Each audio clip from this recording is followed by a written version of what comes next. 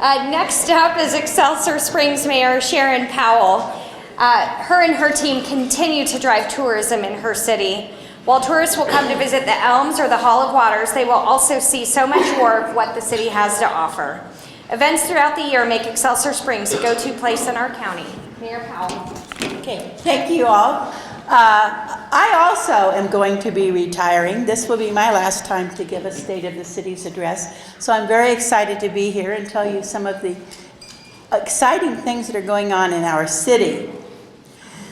First of all, I want to thank our city manager, Molly McGovern, and our economic developer, Melinda Mahaffey, and our city council members that are here and the ones that couldn't come for being so engaged and forward-thinking, and I hope that you continue the upstream planning that we've been doing the last few years.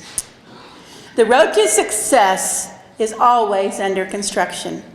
The continued hot real estate market has had several developers working hard to grow the housing product built in the market.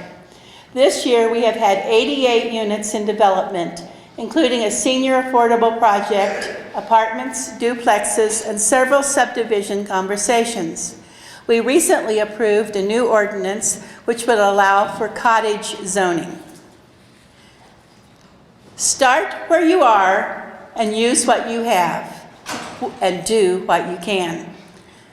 At last, the community of Clay, we are the last community in Clay County to get a quick trip.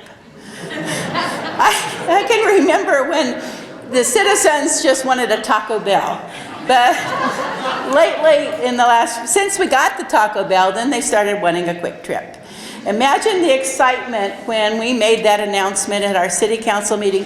I was actually expecting confetti to blow like it does on Facebook, but it didn't happen. Downtown is continuing to make big changes. This year, the Missouri Preservation Award will go to Casa de Vite, a wine bar, for the improvements that they made there. Our newest business in downtown is Solana, a retail boutique. ARPA funds provided facade grants for the downtown, wayfinding signs, and it addressed electrical needs to support our many festival offerings. And if you haven't noticed, we have something going on every single month of the year, and some months have more than one thing. So very, very active in the festival department. There is no power for change greater than a community discovering what it cares about. Thrive Excelsior is a community of excellence coalition seeking to increase the quality of life and the lifespan of its residents.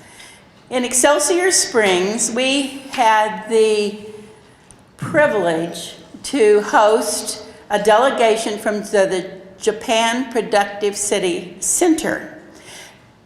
3 men from Japan came and talked with us about our communities of excellence because they are considering introducing that into their Japanese cities. The city has been participating in communities of excellence for the last 5 years using the Baldrige Framework of Community Leadership, a national learning collaborative program. The Communities of Excellence program was recently designated as the 7th category in the Malcolm Baldrige National Quality Award, which is coordinated through the U.S. Department of Commerce and the National Institute of Standards and Technology. We have made an intentional choice to use the community resources to address the social determinants of health. Sometimes you have got to create what you want to be a part of it. A major focus, like so many other communities, has been in how we have used our ARPA funds. We used our funds to address needs that we as local governments never seem to have the funds to address. And that's included deferred maintenance in our fire department equipment, training and software applications, public safety salaries, building improvements for fire and police, sewer and stormwater needs. The Elms Bridge will be replaced, and we are currently working to complete a $1 million Saving America's Treasures grant to address the structural issues in the Hall of Waters. We have applied for a number of grants and have had great success this year. We received the largest RAISE grant that was given in the state of Missouri. And with an earmark added to that from Congressman Sandgrave's office, it provides $32 million in transportation funding for our community and a sewer lining program of $1.8 million to assist our neighborhoods. I'm going to tell you a little bit more about the RAISE grant later. We appreciate Clay County's partnership to address flooding in Excelsior Springs. Clay County provided an $850,000 grant to provide a watershed study to address the flooding in downtown Excelsior and the stormwater project that will help with not only the building of our new pool at the community center, but it also will be helping downstream flooding that comes from that area. This study provides enough detail that we will have shovel-ready future projects ready to go. We are thankful to our state representative, Doug Ritchie, for all of his assistance in raising awareness of our community's needs, and we are grateful to Clay and Ray counties that have provided positive roles in addressing our flooding areas. Without our partnerships and the funding from Clay County, we could not have had shovel-ready projects that provided a $4.9 million project for stormwater in the downtown area.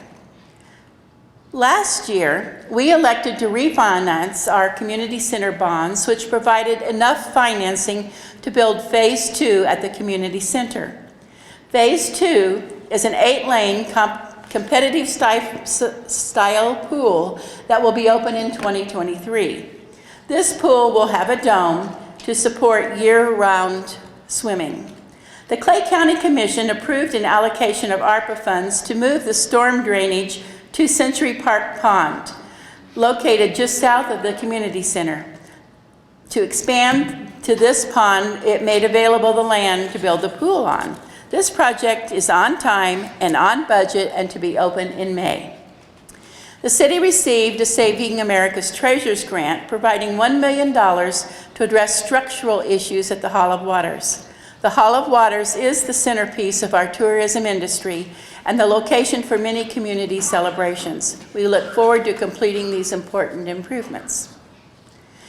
I would like to end with a little more about the RAISE grant that will allow for transformation and infrastructure changes that will improve the entire west side of the city. We've talked about the importance of working together to accomplish great things. So we want to again thank Congressman Sandgraves and Wyatt Mullador for a member of his staff. They have worked very hard with us to get on a number of these projects. The city spent an intensive period of getting feedback from public, working with stakeholders on the improvements that were needed, and then seeking funds. It became a 5-year process. This project is meant to improve safety and connectivity in Excelsior Springs through improvements of current roadways and the additions of sidewalks and trails, and create a pedestrian bridge over 69 Highway near the school and community center campuses. Grant funds will be used to construct roadway and intersection improvements, sidewalks, and shared use paths, manage stormwater runoff, and enhance the streetscape. The project will create safer corridors and eliminate barriers to community destinations. The improvements being made will be transformational. Our city will become more walker-friendly, and the streetscape along Highway 10 will invite shoppers to the shopping corridor.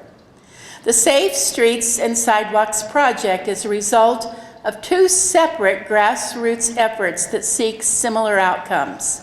Families expressed an overwhelming need for sidewalks and traffic improvement on the west side of Excelsior Springs due to the traffic conflicts between cars and pedestrians before and after school. In tandem, the Chamber of Commerce began to evaluate how to get travelers to visit businesses on the west side of the community. Fall 2018, the Chamber of Commerce formed the West Side Committee to evaluate the needs within the West Side Business District, including a need for visual and functional improvements to capture the consumer spending. The committee has formed the West Side Community Improvement District, a CID district, to provide for the desired improvements, And an additional bonus for that is it provides us with the $8 million of matching funds we need for our RAISE grant. I would like to, at this time, sincerely thank Congressman Graves and his staff for their support in helping us obtain this RAISE grant and to improve the infrastructure around 3 of our schools. This project will greatly enhance the safety of our children as they walk, ride their bikes, or drive to school. Thank you also to the dedicated city staff that has worked tirelessly preparing the applications for this grant.